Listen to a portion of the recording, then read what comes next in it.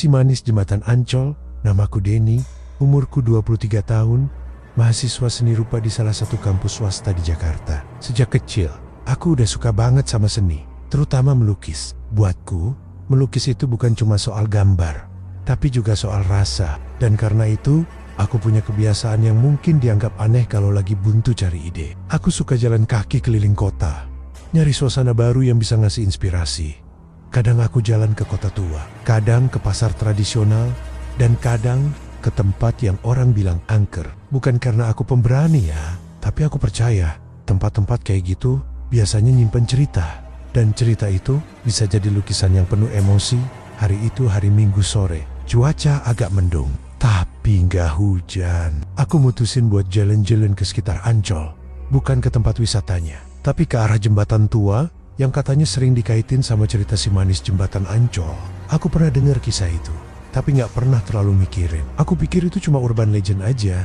Pas nyusurin jalan dekat jembatan itu, aku lihat ada seorang bapak tua duduk di pinggir trotoar. Dia gelar tikar lusuh, dan di atasnya ada beberapa lukisan yang kelihatan udah lama. Sebagian warnanya udah pudar, dan sebagian lagi berdebu. Tapi ada satu lukisan yang langsung bikin aku berhenti. Lukisan itu gambar seorang perempuan muda, baju putih panjang, rambutnya hitam tebal dan panjang. Wajahnya cantik banget, tapi sorot matanya aneh, tajam dan ngikutin beneran kemana pun aku gerak. Mata lukisan itu seolah ngeliatin aku terus. Aku jongkok, lebih dekat, dan ngeliatnya pelan-pelan. Bulu kudukku merinding. Perempuan di lukisan itu gak kelihatan menyeramkan. Tapi entah kenapa, ada rasa gak enak pas aku tatap matanya terlalu lama. "Pak, ini siapa yang lukis?" tanyaku sambil tetap ngeliat lukisannya. Si bapak senyum tipis. Suaranya pelan banget, hampir kayak bisikan. "Itu lukisan lama, Mas Denny. Katanya sih, yang melukis dapat mimpi dari seorang perempuan. Gak pernah dikenal, tapi sering datang dalam tidur." Aku diem, merinding, tapi aku gak tahu kenapa. Aku malah tertarik. Rasanya kayak lukisan itu minta dibawa pulang, kayak ada ikatan aneh. Akhirnya aku beli. Si bapak gak nawar mahal. Dia bilang, yang penting lukisan ini punya pemilik baru. Aku bungkus lukisannya pakai kertas, terus langsung pulang naik motor. Tapi sepanjang perjalanan pulang, perasaan gak tenang. Kayak ada yang duduk di jok belakang. Padahal aku jelas-jelas sendirian. Pas nengok, kosong. Tapi rasanya beda. Begitu sampai rumah, aku langsung masuk ke kamar dan pasang lukisan itu di dinding, persis seberang tempat tidur. Aku betah banget ngelihat wajah perempuan itu. Cantik, tapi lama-lama bikin gak nyaman. Terutama sorot matanya. Jam 1 malam, aku kebangun. Mimpi aneh banget. Dalam mimpi itu, aku ada di sebuah jembatan tua. Kabut tebal di mana-mana. Di jembatan, berdiri sosok perempuan berbaju putih. Rambutnya panjang, wajahnya pucat, matanya ngeliat ke arahku. Sedih banget, tapi suara lirihnya masih aku ingat sampai sekarang. "Kenapa kamu bangunin aku?" Aku langsung kebangun dengan napas ngos-ngosan. Keringat dingin ngucur di pelipis. Dan yang bikin aku tambah merinding, aku ngeliat lukisan itu. Kayak berubah, tatapannya beda, lebih dalam, lebih tajam. Seolah-olah dia tahu. Aku barusan mimpiin dia. Aku coba tenangin diri, bilang dalam hati, "Cuma mimpi, Den, biasa aja." Tapi malam itu, aku gak bisa tidur lagi. Rasanya ada yang ngawasin. Dan sejak malam itu, gangguan mulai datang. Besok paginya, waktu ngaca, aku kaget. Di leherku ada bekas merah, kayak bekas tangan. Panjang, 5 jari. Aku langsung panik. Mungkin dong aku nyakitin diri sendiri pas tidur. Lagi pula, aku tinggal sendirian. Gak ada siapa-siapa yang bisa masuk kamarku tanpa aku tahu. Hari-hari selanjutnya makin aneh. Lukisan itu kayak punya nyawa. Kadang, posisinya berubah sendiri. Pernah aku tempel di tembok, tapi pas pulang kuliah, lukisannya udah nyender di pojokan. Lampu kamar juga suka kedip-kedip sendiri. Dan tiap malam, suara tangisan perempuan mulai terdengar samar-samar. Aku jadi sering mimpiin dia. Tapi nggak kayak awalnya. Sekarang dia datang lebih dekat. Matanya kosong, wajahnya sedih, tapi ada rasa marah di sorotannya. Dia selalu bilang, "Kamu udah bangunin aku. Kamu harus denger ceritaku." Aku mulai panik. Aku coba buang lukisan itu. Beneran aku bawa keluar rumah dan tinggalin di tempat sampah. Tapi besok paginya lukisan itu balik lagi. Udah ada di kamar, berdiri nyender di tembok, persis di tempat semula. Padahal aku kunci semua pintu. Gak masuk akal. Aku cerita ke temanku yang punya indera keenam. Namanya Andre. Aku undang dia ke rumah. Begitu masuk kamar, dia langsung pucat. Den, aura kamar lo berat banget. Lukisan itu bukan lukisan biasa. Ada yang tinggal di dalamnya. Siapa? Tanyaku sambil gemetar. Andre menatapku serius. Perempuan, energinya kuat, dia gak tenang dan dia marah. Lo udah bangunin dia, Den. Aku gak bisa berkata-kata. Badanku dingin, jantungku berdegup kencang. Sejak saat itu, gangguannya makin nyata. Suara langkah kaki tengah malam. Suara perempuan ketawa pelan di pojok kamar. Pintu lemari kebuka sendiri. Bahkan pernah, aku bangun karena suara orang manggil dari bawah tempat tidurku. Denny, lihat aku. Aku langsung loncat dari kasur, nyalain lampu. Gak ada siapa-siapa. Tapi suara itu nyata.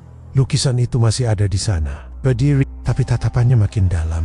Kayak dia nunggu aku bicara. Nunggu aku nanya, siapa dia sebenarnya. Tapi aku takut banget.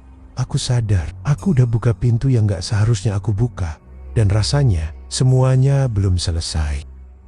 Sejak malam itu, hidupku berubah total. Aku gak bisa tidur dengan tenang. Bahkan siang hari pun, aku ngerasa gak aman. Setiap sudut kamar kayak diawasin. Tiap aku sendirian, aku ngerasa ada yang berdiri di belakangku. Pernah satu kali, pas aku ngaca di kamar mandi, aku lihat bayangan perempuan berbaju putih berdiri di belakangku. Tapi pas aku nengok, gak ada siapa-siapa. Aku makin stres. Gak bisa fokus kuliah, makan gak enak, tidur gak nyenyak. Sampai akhirnya aku nekat, aku coba ngobrol langsung sama dia. Walaupun aku sendiri gak yakin bisa. Malam itu, aku duduk di depan lukisan. Lampu kamar aku matiin, cuma nyalain lilin kecil di meja. Suasananya sepi banget, gak ada angin. Tapi tirai jendela gerak sendiri. Merinding bukan main. Aku duduk di lantai, ngeliat lukisan itu dalam-dalam. Kalau kamu bisa dengar. Aku mau ngerti. Aku gak niat ganggu kamu, kataku pelan. Tiba-tiba lilin itu kedip sendiri, lalu padam. Kamar langsung gelap, tapi bukan gelap biasa. Aku masih bisa lihat sesuatu. Sosok perempuan itu berdiri di pojok kamar. Rambut panjang, bajunya putih, wajahnya pucat. Dia gak bilang apa-apa, cuma menatapku dengan mata kosong. Suara perempuan itu mulai terdengar pelan. Seperti berbisik dari seluruh penjuru kamar. Aku dulu bukan siapa-siapa. Aku cuma perempuan biasa yang punya harapan. Tiba-tiba aku gak sadar, udah ada di tempat lain. Bukan kamar, tapi di jembatan. Aku sadar ini mimpi, tapi terasa nyata. Udara dingin, kabut tebal, dan suara air sungai di bawah jembatan terdengar jelas. Di tengah jembatan, aku melihat dia, si perempuan itu, dengan wajah lebih jelas dari sebelumnya. Cantik, tapi penuh luka. Wajahnya bengkak, bibirnya pecah, matanya merah. Aku dipaksa, katanya lirih. Aku dibuang di sini, karena aku perempuan yang dianggap hina. Gak mau dengar jeritanku. Aku ngedengar suara tangisan pelan di sekitar jembatan. Lalu dia jalan ke arahku. Mereka bilang aku najis. Mereka buang aku di jembatan ini. Saat aku masih hidup, air mata mengalir dari matanya. Tapi wajahnya gak marah. Dia justru terlihat hancur. Seolah selama ini gak ada yang mau dengar dia bicara. Sampai aku datang, aku ingin tenang, katanya. Tapi lukisan itu adalah pintu, dan kamu udah ngebukanya. Tiba-tiba aku kembali ke kamar, duduk di lantai. Lilin udah nyala lagi. Tapi lukisan itu, sekarang wajahnya berubah. Wajah perempuan itu gak lagi senyum tapi menatapku. Dengan sorot sedih, aku langsung bangun, keluar kamar, dan telepon Andre. Aku cerita semua yang aku lihat. Dia kaget, tapi juga kayak udah duga, Den. Lo udah terhubung sama arwahnya. Dan dia gak akan pergi sampai cerita dia didengar semua orang. Sampai dia gak dianggap cuma legenda, kata Andre serius. Aku diem. Aku sadar, satu-satunya cara buat keluar dari semua ini adalah dengan bantu dia. Aku mulai cari tahu tentang sejarah jembatan Ancol. Gak semua orang percaya, tapi beberapa sumber bilang ada kejadian-kejadian janggal di masa lalu. Perempuan-perempuan yang hilang, yang ditemukan di sekitar jembatan, bahkan beberapa gak pernah ditemukan jasadnya. Salah satu nama yang muncul dalam catatan lama, Ratna, seorang penari dari masa kolonial yang dipaksa jadi simpanan orang Belanda. Kabur karena gak kuat, tapi malah dibunuh. Jasadnya dibuang di dekat jembatan. Aku yakin, itu dia. Malam itu aku kembali bicara di depan lukisan. Ratna, Kalau kamu memang dia, aku janji akan ceritakan ini. Biar orang-orang tahu, kamu pernah. Perempuan itu muncul lagi. Tapi kali ini, dia nggak menakutkan. Wajahnya tenang, meski masih sedih. Dia berjalan mendekatiku dan berkata, aku cuma ingin dikenang, bukan sebagai hantu, tapi sebagai seseorang yang pernah hidup. Seketika, lukisan itu mulai pudar. Warnanya memudar pelan-pelan, sampai akhirnya jadi kanvas kosong. Tapi anehnya, aku ngerasa ringan. Gak ada lagi rasa berat di kamar. Gak ada suara langkah. Gak ada bisikan. Semua hilang. Besok paginya, aku bawa kanvas kosong itu ke kampus. Dan disitulah aku mulai melukis ulang kisah Ratna. Tapi bukan sebagai hantu. Aku lukis dia sebagai perempuan kuat yang pernah dilupakan sejarah.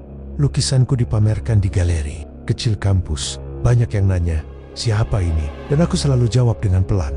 Namanya Ratna. Dia bukan hantu. Dia manusia. Sejak saat itu, aku gak pernah diganggu lagi. Tapi kadang, saat aku ngelihat jembatan Ancol dari kejauhan, aku ngerasa dia masih ada. Bukan buat menakuti, tapi sebagai penjaga, menunggu seseorang yang mau mendengar.